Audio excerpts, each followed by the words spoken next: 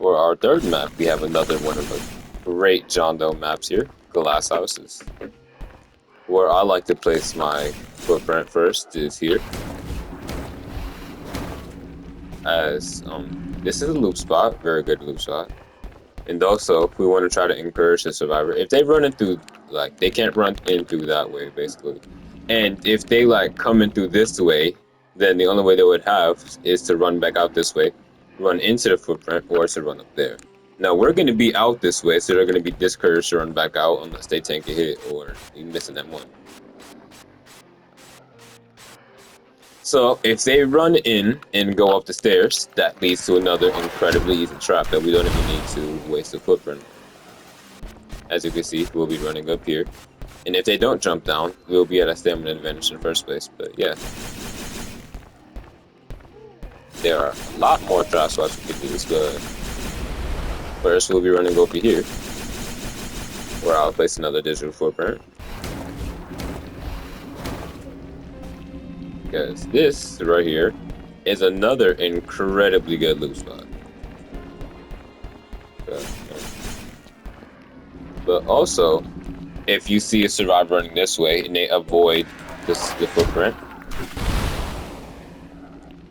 you can do that and block them off too.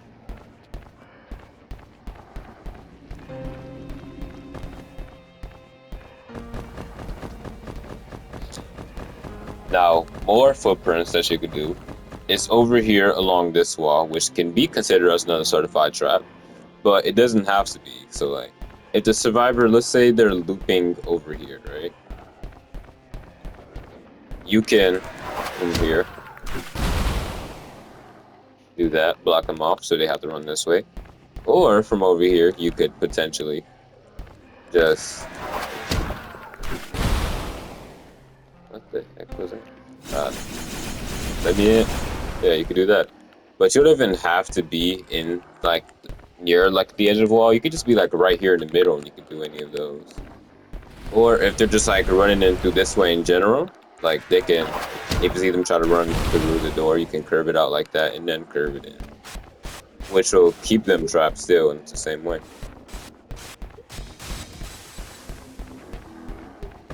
Now, another trap spot, which I have discovered by my friend System27, Barry W. Man. Right here is another good footprint spot, which I would otherwise place on the bottom of those stairs right there. Because lots of survivors like to loop, like, around this thing to maybe regain stamina or just come through this in general. Now, why I would use to place my footprint here is because you'll see most, like, people playing John Doe on YouTube place a footprint here and then go right here in Spike like they used to on the old map.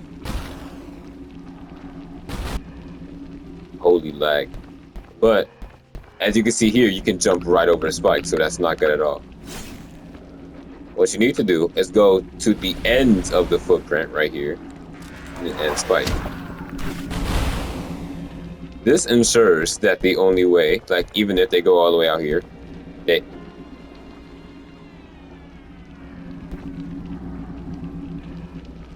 Okay, to continue, this ensures that even if they're right here, that they couldn't get out from the spikes. So, the only way they can go is through the footprint, see? Or over here and try to juke you, but that will just lead to you hitting more at once. And then over here, this rock, you might not think it, but it has a lot of trapping potential. So over here, if they're like on this side of the map, you can just go ahead and that I'm pretty sure reaches. Yep.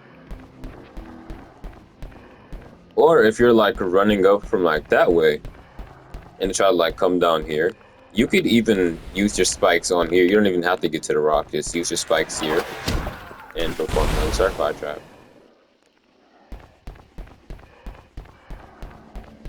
The range of the spikes and the hit, oh my god, I didn't curve it in fast enough, but you get to just go there. I can probably perform a better spike than what I did there.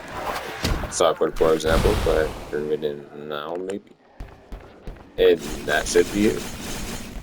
Yep, alright. Now for more spike locations, if they're up here, using this as like a check spot, right? To regain stamina for Sonic Chase, you can easily block off one of the exits right here. And you can do that for both sides. So, and there's like a no loop they can do in this place. So if you just block off one exit, it should lead to a pretty easy kill. Same thing for over there, if they're looping on that wall over there.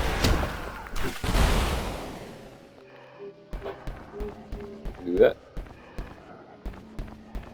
Now, if they're running from this way down, you can do another certified trap. Just like, go ahead and pop your spikes right here. Out and in, just like I took. I waited too long, I'm pretty sure. You got it. Alright. Better example. Curving in before I do. Alright, so. Out in there. Just like that. And they will be trapped in right here. Another trap location can be. We are going to. Where should I do this one? Right here, as I said earlier, you're gonna have a footprint right here most of the times, or up there. It's up to you. But if you do have a footprint right there and you see a survivor running here to get in there, don't even like stop and wait to like get to this wall right here. Maybe pop spikes, and they will be trapped in that area.